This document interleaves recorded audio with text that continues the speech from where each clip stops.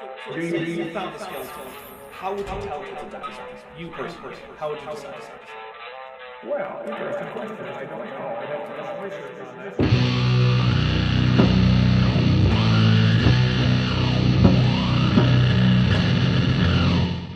Hey there YouTube, the Dapper Dinosaur here. The video we're going to talk about today was brought to my attention by Fernando Kanakai on Twitter, so thanks to Fernando for making me suffer through this. This is from the channel God Rules 2 Sons of Thunder, and you may have guessed it, but we're going to talk about whether the dragons of legend are and were real. This guy seems to be a creationist who is also big into many other conspiracy theories, such as North American giants, which you might be familiar with if you've been watching my channel for a while. Anyway, I don't know his name, so we're just going to call him GR, and this video starts very abruptly, so let's just dive in. With TV shows like Game of Thrones and movies like Reign of Fire with Matthew McConaughey, obviously the dragon has sort of encaptured the minds of many people with all the legends and myths of the past. Of course, are they really myths? Yes, they are, and of course dragons have captivated the minds of people. Big old scaly monsters are cool and scary, and that's kind of why people invented them. But of course, lots of people love these type of movies. Here you have Matt Damon in the movie The Great Wall, which is very intriguing because, of course, China has a huge history with dragons. And I'm not referring to their artwork or their festivals with dragons in them. I just want to point out for a minute that the monsters in that movie weren't traditional dragons. They were like alien dog things. I'm referring to their actual history, their ancient history. It was a land well known for being full of dragons. Okay, but let's remember that Herodotus, the so-called father of history, wrote that there were people in sub-Saharan Africa with no head, and others with the heads of dogs. Just because it's in an old book that purports to be a sober history, that doesn't make it true. That those who actually had went around and tried to map out China initially back in the ancient times, in the BC times, in all their travels and things they had seen, that there were literally dragons everywhere in China. So, I don't know what he's referring to specifically because he doesn't cite anything, but he may well be talking about the travels of Marco Polo, which famously reports dragons in China. Of course, one problem with it is that it's not even written by Marco Polo, but by Rustello Gepisa, based on his memories of the stories Marco Polo told him while they were in prison together in Genoa. So it's basically secondhand prison stories, and as you might imagine, people stuck in prison may tend to exaggerate to help with entertainment. And because how is your cellmate going to check up on your story? Especially when it happened thousands of miles away and it's the 13th century, so you can't just go look it up. We also know that the Chinese had a habit of identifying dinosaur fossils as dragons without any need to see a live one, and dinosaur fossils were even used in traditional Chinese medicine as dragon parts. So even without living dragons, we have a good explanation why dragons would come up even in first-hand Chinese histories written contemporaneously to the events they chronicle. And that's kind of what some historians have said. And I actually went through some history in my previous video. There are some rather intriguing ones I didn't cover. We even have a scientific description in 1658 of dragons. This is from The History of Four-Footed Beasts and Serpents by Edward Topsell, Conrad Gessner, Thomas Moffat, and John Rowland, published in London by E. Coates in 1658. It includes a picture of an antelope with a goat tail, and a boar snout, and tusks, a fox with human breasts, a buffalo with deer antlers, a giraffe with no spots, and then another with the horns of a goat, an elephant with no toes, and a hippo that I don't even know how to describe, but it's just bad. And it's listed as a horse. It lists the nightmare as an actual animal that happens to be a female horse. It also lists the crocuta and manticore as real animals. And yes, the manticore, with the body of a lion, the head of a human, and a tail full of spikes it can shoot out. It contains the lamia, which it lists as a creature with a spike for a penis, goat hind legs, lion front legs, a woman's head and breasts, and that's covered in scales. This book thinks that shrews are a kind of mouse. It has a rhino with actual armor plates like a knight's, scales, and a shoulder horn. It says that Patagonia has a monkey cat with a tail fan. It lists the unicorn as a beast with the horse of a body, a forehead horn, goat legs, and a tail. It takes seriously the idea of an aquatic wolf. It has a drawing of a boa with a forked tail and lists flies, caterpillars, bees, hornets, and wasps as kinds of reptile. It says the cockatrice is a real kind of snake that just so happens to wear a crown. It lists predatory lizards as land crocodiles. And all of this is before we get to the dragon on page 701. To put it mildly, I do not think this is a trustworthy text for biological information. Basically, if an animal it's talking about can't be found in Western Europe, then it gets them wrong. There be some dragons which have wings and no feet. Some again have both feet and wings. Some neither feet nor wings, which would be, I guess, a snake, but are only distinguished from the common sort of serpents by the comb growing up upon their heads. Very intriguing. So maybe there are actually dragons that look like snakes, but they have a head of a dragon. And notice how this doesn't really fit in with taxonomy. For instance, there are no winged legless tetrapods. The wings that are shown are not like any actual wings of anything, certainly not bats, pterosaurs, or birds, and they don't even consistently have them. This is not a group of real animals, it's a grab bag of chimerical nonsense. And actually, I might have an example of what it might look like. Here we go. This is an actual archaeological dig. Dragon bones is paleontology. Archaeology is digging up the remains of humans and their material culture. Bone that they found of a skull called Dracorex hogwartiensis, which of course it got this name, unfortunately, from that movie Harry Potter. It's Hogwartsia, and yes, people like popular media franchises, and so a dinosaur got named after the school featured in the Harry Potter books, which were adapted into movies. Hogwarts School. If you're a fan, I'm sorry, but I'm not a fan. Okay. But at any rate, you can see here it has a very interesting skull that looks just like you would expect a dragon's head to look. Hence the name, Dragon King of Hogwarts. Yep, some dinosaurs look a bit like fantasy dragons, probably because at least in part, some dragon myths were based on dinosaur fossils. And that is an official, this is scientific, archaeological dig, all this kind of stuff. All they could find mysteriously was the head. Why? Skulls are one of the largest bones in a body, really only rivaled by the synsacrum and the femora in most dinosaur taxa. Interestingly, in sauropods, where the skull is actually smaller than many of the other bones, they're hard to find compared to things like limb bones and sacral elements. Broadly speaking, the whole fossil record has a taphonomic bias for large, hard parts of animals. That's why things like tail vertebrae and carpal bones are less common than skulls. An exception is teeth, not because they fossilize so much better, but because many animals shed multiple sets of teeth in a lifetime. So teeth are just so abundant that even with a bias against them, you still get a fair few in the record. Many fossil taxa are known just from skulls or partial skulls. It's really not unusual. Well, actually, we do have the answer to that, folks. I mentioned it in the previous video, and it's very intriguing. This was over on Joe, Rogan's show, and it actually has literally almost 5 million views. This is from like 3 years ago. Yes, the guy who thinks the dewormer is going to help with a viral upper respiratory infection. Super trustworthy guy. It's amazing, and what he says is very intriguing. Why scientists now actually believe, some scientists believe... Which ones? Where did they say this? That there were indeed dragons back even maybe in the Middle Ages. They believe that there were some of recent. We have a lot of stories from around 300 BC, 200 BC. You have Alexander the Great and others writing historical writings. Yeah, I'm sure the guy who thought he'd conquer the world was a sober and trustworthy source, and not at all liable to, say, exaggerate his greatness. And really don't care, just off the cuff saying, oh, and dragons. Which of course is the best type of historical evidence, if you understand historical evidence, is the kind where they just say an off the cuff comment while they're talking about something else. They'd mention this.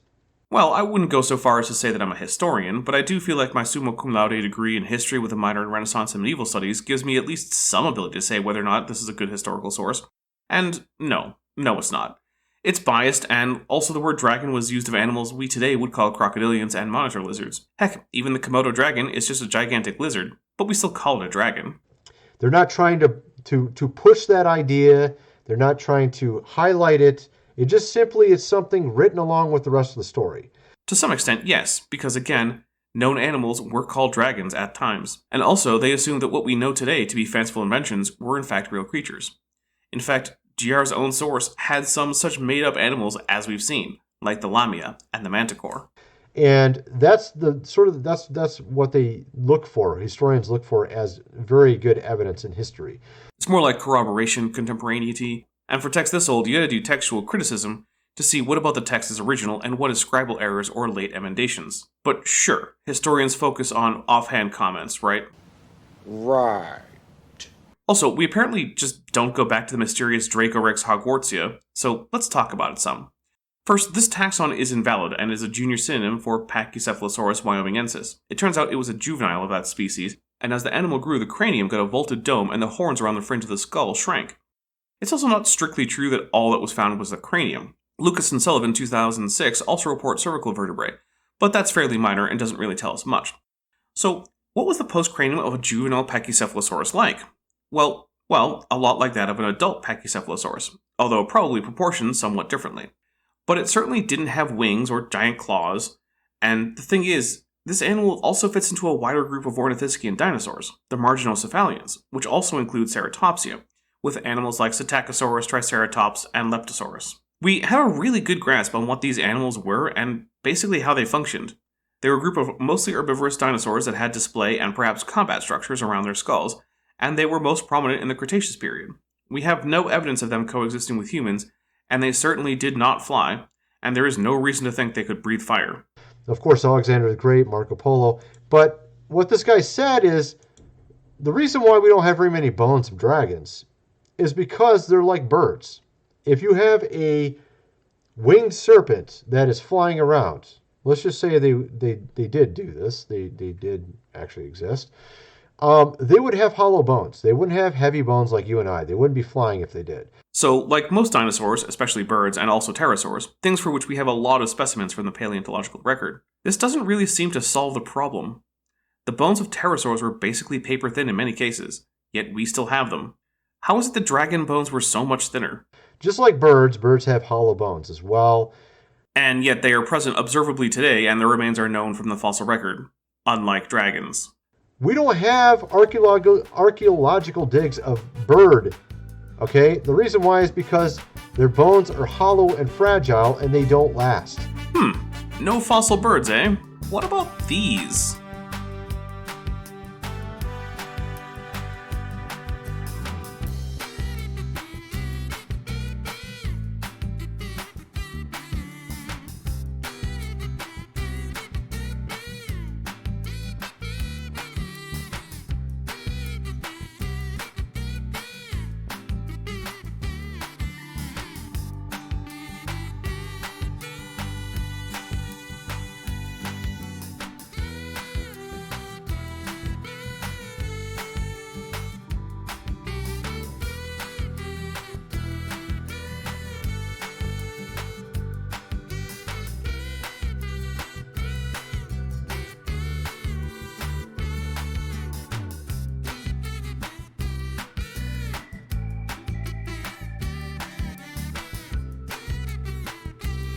Seems like we have a fair few, doesn't it? That's why we never find any bones of them. I really should just repeat the slideshow, but I won't.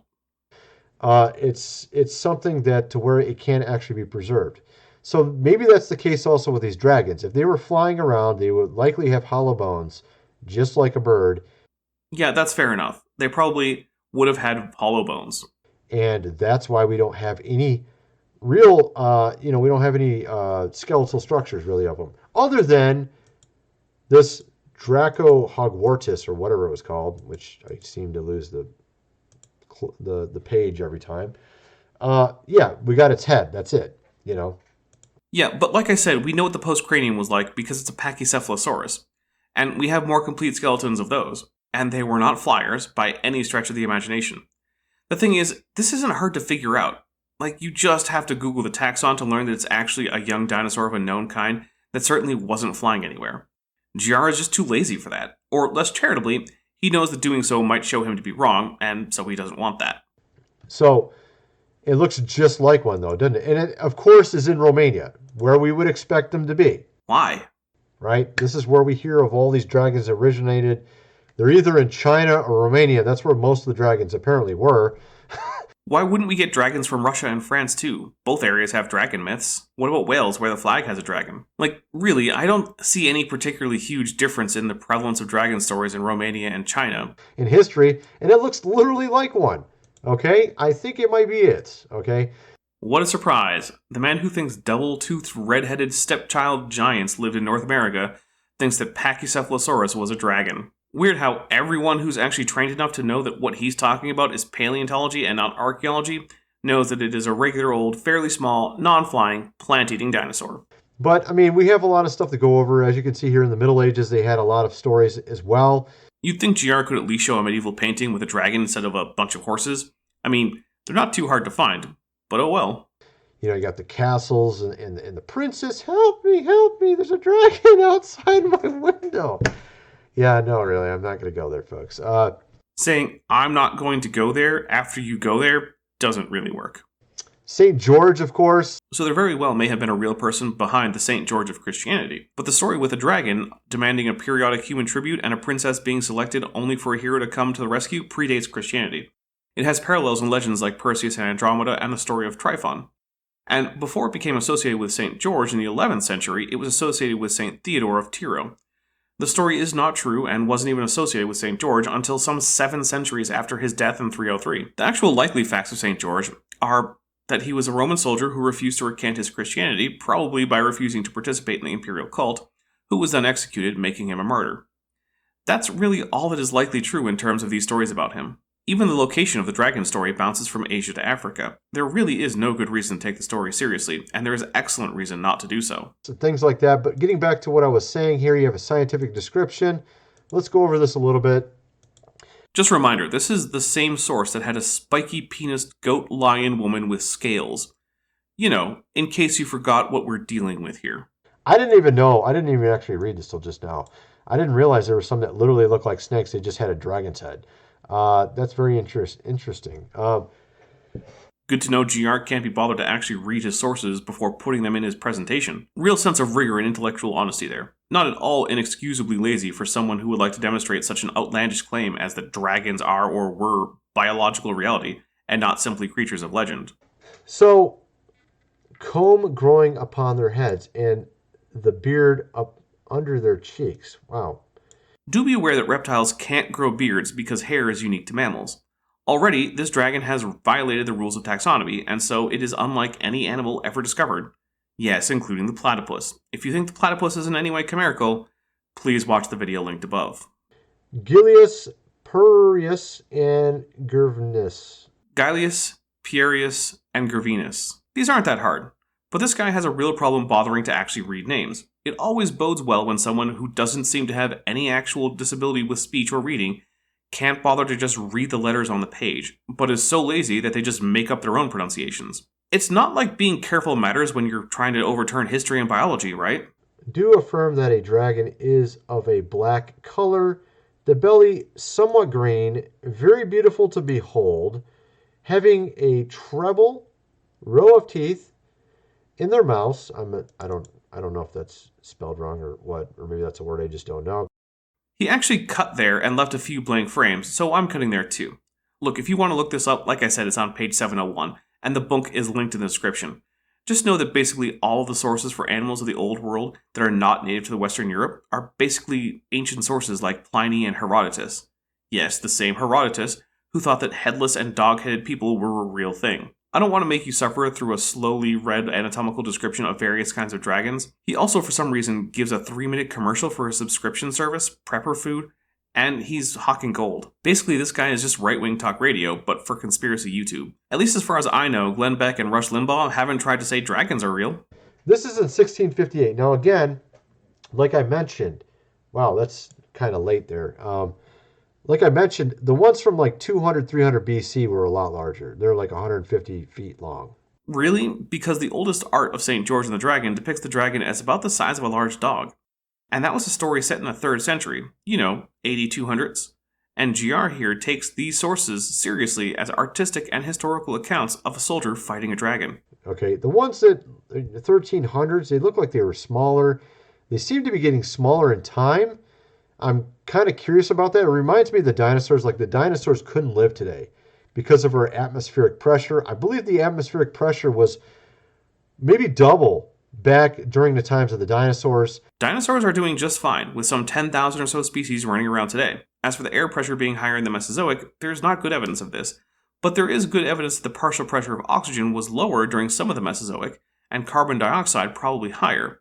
If anything, dinosaurs can breathe easier now than they could during their dominance of terrestrial megafaunal niches. That's how they were able to get so large and be able to actually pump the blood through their body. No. Basically, this guy is just mixing up all of the prehistoric world with itself. In the past, there were giant terrestrial arthropods such as Meganeura, and amber from then shows higher oxygen. Yes, the Carboniferous did have more oxygen, but after the Carboniferous came the Permian, and this was no longer the case. And then after the Permian came the Triassic, when this was still not the case, and we only get dinosaurs towards the end stages of the Triassic. And get it fully oxygenated was because the atmospheric pressure was so large. Today we have hyperbolic chambers for which you can actually heal your body quicker in them. So now we're just going the Kent Hovind route. Hyperbaric medicine exists, therefore it'd be better if air pressure were higher, therefore it was higher. And yes, hyperbaric medicine is real and it is used to treat wounds, decompression sickness. There's even weak evidence that it might help with migraines. But to say that this fact means that the air was once higher pressure in the Mesozoic makes as much sense as saying that because antibiotic medicine is a thing, then during the Mesozoic, the air must have been full of antibiotics. So, and of course, if we actually had 2 atmospheres of pressure, you could probably run like 50 miles and not even get winded. I mean, if you were in shape, of course. Sure, maybe, but that it might be cool for us to live in a hyperbaric world doesn't mean we did in the past. It's intriguing, of course, we have in Job about this as well. And of course they try to tell you it's just an alligator or the rhino or something like that. I mean, it absolutely makes no sense when you look at the description. Well, we might as well look at that description then. Here we go, Job 41. Canst thou draw out Leviathan with a hook, or his tongue with a cord which thou layest down? Canst thou put a hook into his nose, or bore his jaw through with a horn? Will he make many supplications unto thee? Will he speak soft words unto thee? Will he make a covenant with thee? Wilt thou take him for a servant forever? Wilt thou play with him as with a bird? Or wilt thou bind him for thy maidens? Shall the companions make a banquet of him? Shall they part him among the merchants? Canst thou fill his skin with barbed irons, or his head with fish spears? Lay thine hand upon him. Remember the battle. Do no more. Behold, the hope of him is in vain. Shall not one be cast down even at the sight of him? No one is so fierce that dare stir him up. Who then is able to stand before me? Who hath prevented me, that I should repay him? Whatsoever is under the whole heaven is mine. I will not conceal his parts, nor his power, nor his comely proportion. Who can discover the face of his garment? Who can come to him with his double bridle? Who can open the doors of his face? His teeth are terrible round about. His scales are his pride, shut up together as with a close seal. One is so near to the other that no air can come between them. They are joined one to another, they stick together, they cannot be sundered. By his sneezing a light doth shine, and his eyes are like the eyelids of the morning. Out of his mouth go burning lamps, and sparks of fire leap out. Out of his nostrils goeth smoke, as doth a seething pot or cauldron. His breath kindles coals, and his flame goeth out of his mouth. In his neck remaineth strength, and sorrow is turned into joy before him. The flakes of his flesh are joined together, they are firm in themselves, they cannot be moved. His heart is as firm as stone, yea, his heart is a piece of nether millstone. When he raiseth up himself, the mighty are afraid. By reason of breakings they purify themselves. The sword of him that layeth at him cannot hold, the spear, the dart, nor the habergeon. He esteemeth iron as straw, and brass as rotten wood. The arrow cannot make him flee. Slingstones are turned with him into stubble. Darts are counted as stubble. He laugheth at the shaking of the spear. Sharp stones are under him. He spreadeth sharp-pointed things upon the mire. He maketh the deep to boil like a pot. He maketh the sea like a pot of ointment. He maketh the path to shine after him. One would think the deep be hoary. Upon the earth there is not his like, who is made without fear. He beholdeth all high things. He is the king over all the children of pride. So we have a gigantic, unkillable sea beast that breathes fire and can turn the sea to the point that the whole thing looks like boiling water. That doesn't sound like any real animal. It sounds like a chaos serpent, a common motif in the mythologies of the ancient Near East as well as Indo-European mythologies. But hey, at least now we know what the Bible says about Leviathan. Can you draw Leviathan out with a fish hook? Around his teeth, it's not exactly pleasant. His strong scales are his pride, and one is so near, and it talks about its scales being one is so near to the other that no air can come between them. They are joined one to another, they clasp each other and cannot be separated. His sneezes flash forth light. His eyes are like the eyelids of the morning. Out of his mouth go burning torches. The sword that reaches him cannot avail.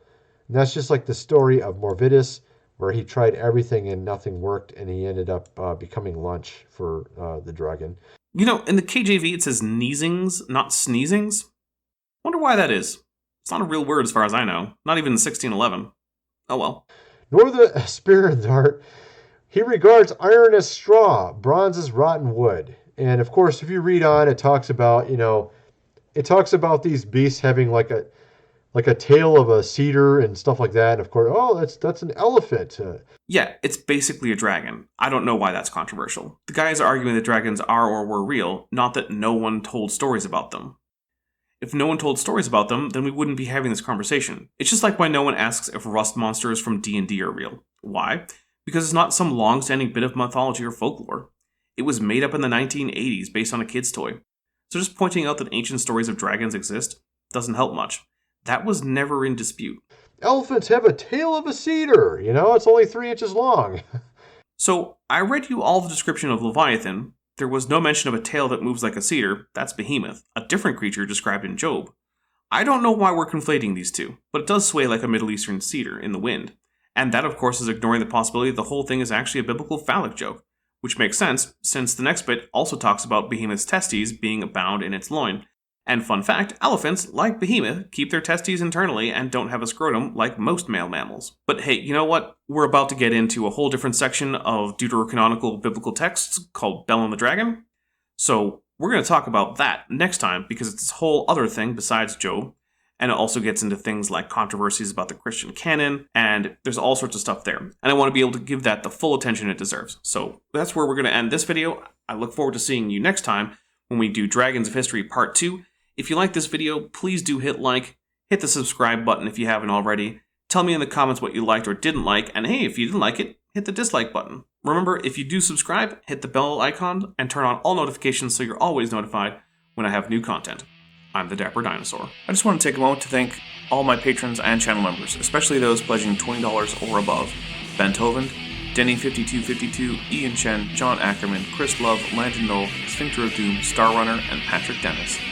It's because of my channel members and patrons that this channel can keep on going at the blistering pace of 2 to 3 and almost always 3 uploads per week. And because I do run this channel at a slight loss, it is very important that anyone who can afford to and really likes my content, please do consider joining the Patreon or joining the channel with the link below. Patreon link is in the description. On Patreon, you can join at a 10% discount if you join for an annual subscription.